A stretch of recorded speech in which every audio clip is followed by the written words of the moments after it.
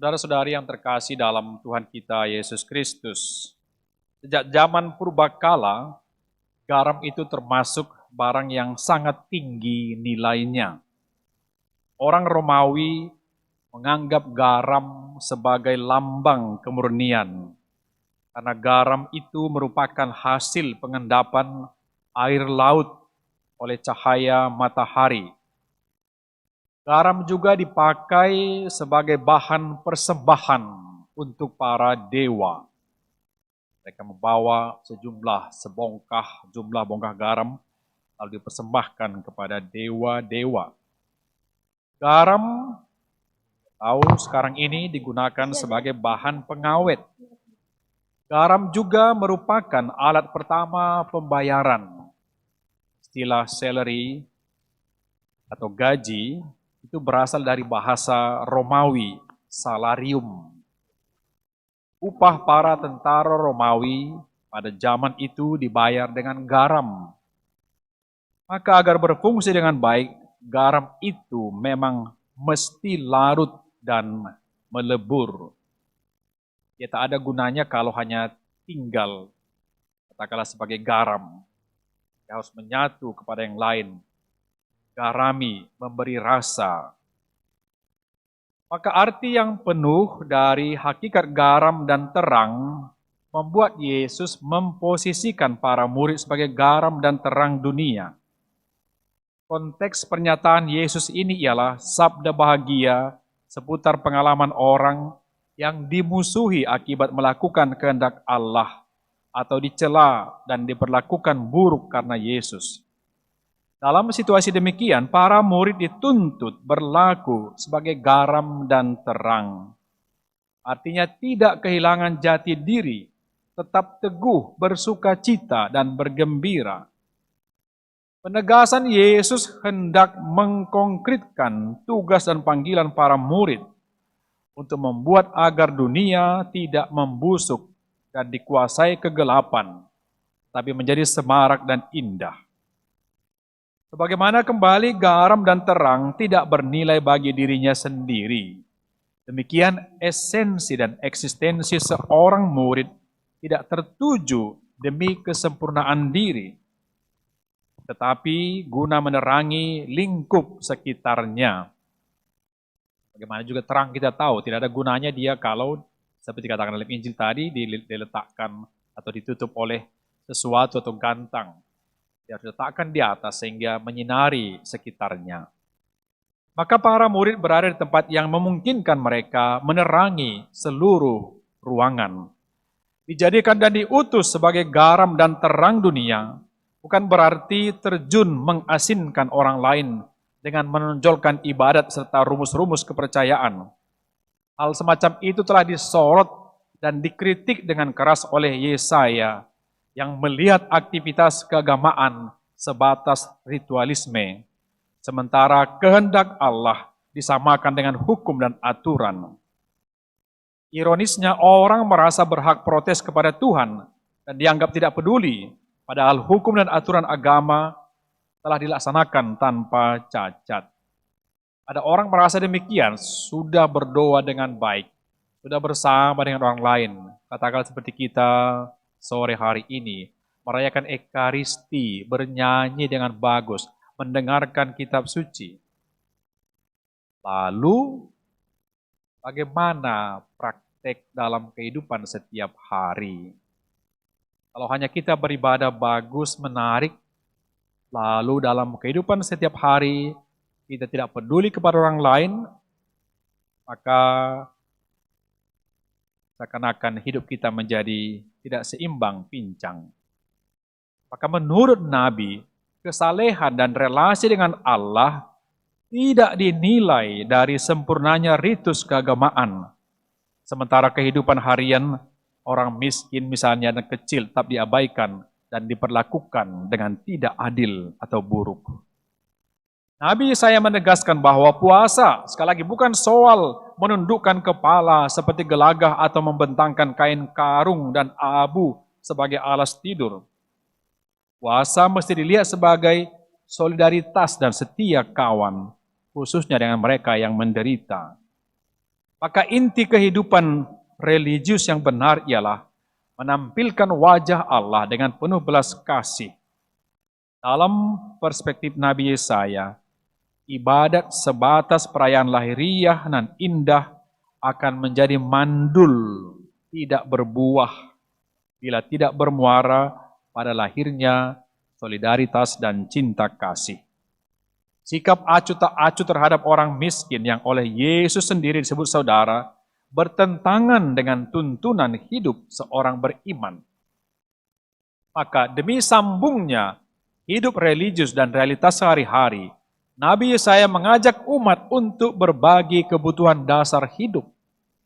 Apa itu? Berbagi sandang, pangan, papan, tidak mengenakan kuk atau menindas orang lain, tidak menunjuk-nunjuk orang lain dengan jari dan menfitnah. Seperti kita dengar dalam bacaan pertama tadi. Tindakan karitatif cinta kasih ini sama sekali tidak dimotivasi oleh perasaan iba dan berkecukupan, tetapi didorong oleh solidaritas, memberi sesuatu kepada orang lain, peduli kepada orang lain, berarti kita harus berlebihan lebih dahulu, saudara-saudari. Karena kalau menunggu itu mungkin tak seorang pun kita mengatakan, wah saya sudah kaya raya, saya sudah berkelebihan, harta saya sudah banyak sekali. Tidak. Dan sesama kita boleh berbagi, memberi apa yang kita punya. Maka dikatakan tadi, apa yang saya suka, saya beri kepada orang lain. Saya sangat seorang anak kecil yang sangat suka dengan es krim yang enak itu. Ketika dia terima, ada orang lain di sampingnya meminta, dan itu dia berikan. Menarik saudara-saudari, ada orang yang tidak mau memberi, ya untuk saya pun kurang, untuk saya pun tidak cukup, apalagi memberi. Tapi ketika orang mau memberikan apa yang dia suka, itulah perbuatan kasih yang sejati. Nabi Yesaya menyimpulkan, kita dengar tadi, waktu itulah cahayamu akan merekah laksana fajar, terangmu akan terbit dalam gelap, dan Allah sendiri akan menjawab engkau ketika engkau memanggil Dia. Tuhan akan menjawab dan menolong mereka, bukan karena telah melakukan ritus keagamaan tanpa cacat, tapi karena mereka telah menjalankan kehidupan sesuai dengan kehendak Tuhan. Dan mereka akan mendapat keselamatan dan berkat, serta berjalan dalam terang Tuhan. Itulah kekuatan orang-orang yang mau berbagi, orang-orang yang mau berkorban. Apa yang dia sukai sendiri, dia bagikan kepada orang lain. Saudara-saudari, dulu orang berkata bahwa bulan bersinar di waktu malam. Bulan tidak pernah bersinar, tetapi memantulkan sinar matahari. Dan itulah yang kita lihat waktu malam hari. Yesus mengakhiri wejangannya dengan berkata, demikianlah hendaknya terangmu bercahaya di depan orang-orang, agar mereka melihat perbuatanmu yang baik dan bukan memuji engkau, tetapi memuliakan Bapamu di surga. Apa kita juga sering sesudah berbuat baik, kita mengharapkan supaya orang memuji kita. Dan kita marah atau tersinggung ketika orang tidak memuji. Atau kita menjadi berhenti, sudah berapa kali saya bantu dia, tak pernah saya dipuji. Sudah berapa kali saya berkorban untuk kelompok ini, untuk gereja ini, tak pernah saya dipuji. Ingat saudara-saudari, yang dipuji dimuliakan adalah Tuhan sendiri, bukan kita. Maka fokus panggilan sebagai murid bukan keselamatan diri sendiri, tetapi Allah Bapa yang di surga. Perbuatan baik para murid menjadi ungkapan kebaikan Bapa di surga. Sebab Allah saja yang baik, dan segala kebaikan berasal dari Allah. Para murid membagikan rahmat, terang, dan kebaikan Allah dengan menjadi setia, jujur, berbela rasa, membuka hati bagi sesama, menghibur yang menderita, mendengar keluhan orang lain, dan memberi jalan keluar atas saudara yang punya masalah dalam hidupnya. Dan itulah kita tampil sebagai garam dan terang. Dan para murid akan menghilangkan rasa hambar. Hal itu hanya bisa dipersaksikan, bukan dipaksakan. Menjadi garam, bukan menjadi geram. tidak gampang, saudara-saudari. Yesus mengawaskan bahwa murid yang kehilangan identitas sama seperti garam yang menjadi hambar dan tawar. Tidak ada lagi gunanya selain dibuang dan diinjak-injak orang. Seperti pelita juga di bawah gantang yang tidak punya arti bagi sekitarnya. Maka murid yang tidak bisa ikut membuat dunia ini makin awet, baik, dan enak untuk didiami, jelas tidak menyumbang apa-apa. Mereka yang hidup tidak sesuai dengan panggilan dan identitasnya akan menjadi hambar, kabur, padam, dan tidak masuk hitungan. Maka Anda mau menjadi orang yang hambar, menjadi orang yang gelap? Tentu tidak. Kita mau menjadi garam dan terang. Bagi Paulus menjadi terang berarti hidup dengan penuh hikmat dan mempergunakan waktu yang ada.